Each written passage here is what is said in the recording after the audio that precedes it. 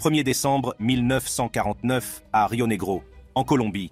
Pablo Emilio Escobar Gaviria est l'un des 7 enfants de la famille.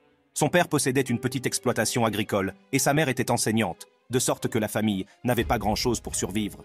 Après plusieurs années de pauvreté absolue, Pablo est devenu un gangster et a commis plusieurs délits mineurs pour tenter de gagner sa vie. Dans sa jeunesse, Pablo a été impliqué dans une série de petits délits tels que le vol de voitures, l'enlèvement, le vol et la revente de pierres tombales. Inutile de dire qu'il menait déjà une vie criminelle avant de se lancer dans le trafic de drogue au milieu des années 1970. L'industrie de la cocaïne en Colombie s'est rapidement développée en raison de la proximité du pays avec les principaux pays producteurs de coca comme la Bolivie et le Pérou. La cocaïne étant dérivée de la synthèse des feuilles de coca, les barons de la drogue colombiens ont profité de cette proximité avec ces pays.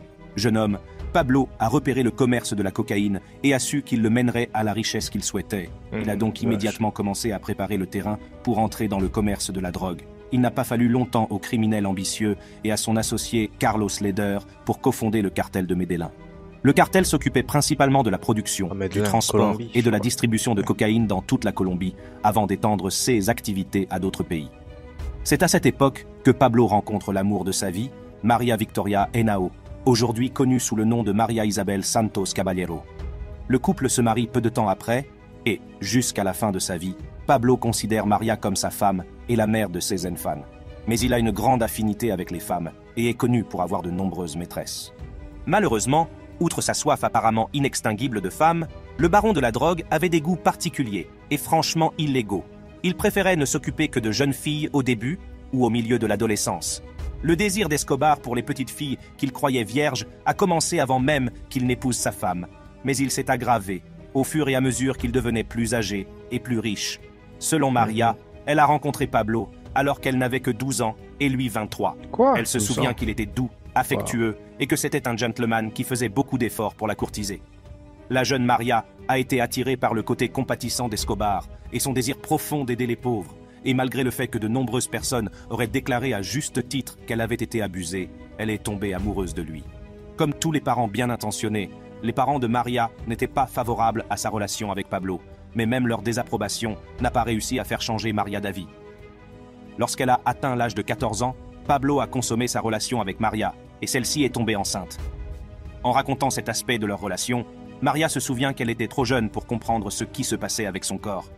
Mais bien sûr, Pablo le savait, et il est immédiatement intervenu en l'emmenant dans une clinique d'avortement. 1 an après l'avortement, Maria s'est mariée avec Pablo. À l'époque, elle avait 15 ans et lui 26. Selon Maria, la nuit de son mariage avec le baron de la drogue a été l'un des moments les plus heureux de sa vie. À son insu, ce n'était que le début de l'appétit de Pablo pour les adolescentes. Maria a été la première d'une longue série de jeunes filles à tomber amoureuse de Pablo. Et son sombre désir l'a finalement conduit sur un chemin très sombre. Mais qu'est-ce qu'il avait avec les adolescents, celui-là? Je comprends pas pourquoi. Parce que des bases, il voulait sortir de la pauvreté. Voilà, avec la drogue, etc. et tout. Bon, c'est quand même... C'est étrange quand même. Nourrir son obsession. Au plus fort de sa carrière criminelle, Pablo a commencé à exprimer ouvertement son amour pour les femmes, et plus précisément pour les mineurs qu'il croyait vierges. Il était de notoriété publique que le chef du cartel de Medellín avait des vues sur les jeunes filles vierges âgées de 14 à 17 ans, et qu'il était prêt à tout pour les avoir dans son lit. Outre le fait d'être jeune et sans expérience sexuelle préalable, Pablo avait d'autres exigences. Les filles devaient être petites et délicates, avec de longues jambes. Voyant qu'il ne pouvait plus parcourir les rues à la recherche d'une proie, Pablo a mis au point un plan parfait pour obtenir ces jeunes filles innocentes. Il créa un groupe de beaux jeunes hommes qu'il appela Los Señuelos. Les membres de Los Señuelos sont chargés de trouver et de séduire des jeunes filles dans le but ultime de les envoyer dans le lit de Pablo. Pablo et son nouveau groupe ciblaient les filles des quartiers pauvres, celles dont les familles n'avaient aucune source de revenus et qui avaient besoin d'argent.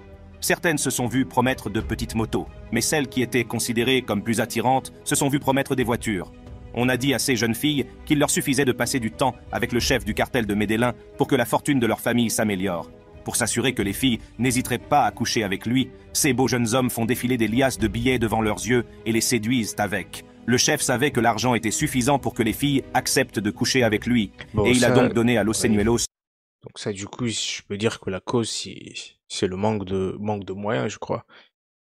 Donc, et ces filles, etc., donc, elles n'avaient pas le choix que, vu qu'elles n'avaient pas d'argent, vu le manque d'argent, voilà, elles se sont laissées, etc. Donc, c'est quand même très triste, hein. C'est quand même très triste de voir des choses pareilles. Donc, Suffisamment d'argent pour qu'ils puissent faire leur travail. Bien que l'argent ait joué un rôle crucial dans l'attraction des filles, il y avait d'autres raisons pour lesquelles les filles acceptaient de coucher avec Los Señuelos. De la vie générale, Pablo Escobar était un mari parfait pour sa femme, un père aimant pour ses enfants.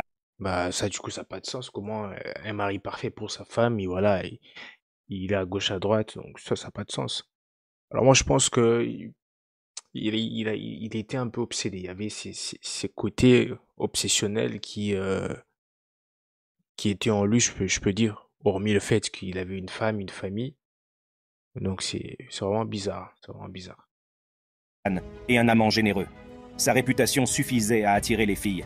Si certaines d'entre elles espéraient trouver l'amour auprès du baron de la drogue et devenir une reine dans son empire, d'autres savaient que ce n'était pas possible.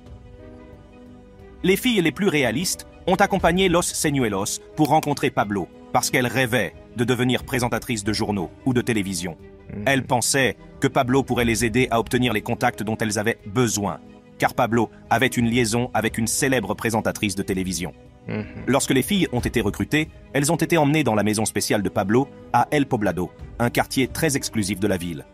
La maison était magnifiquement décorée pour accueillir de nombreuses orgies et fêtes avec les amis de Pablo et les Donc, jeunes du coup, filles. c'est la stratégie Les fêtes pour étaient remplies de nourriture, attirer plusieurs d'alcool, filles. de bonne Donc, musique voilà. et de filles.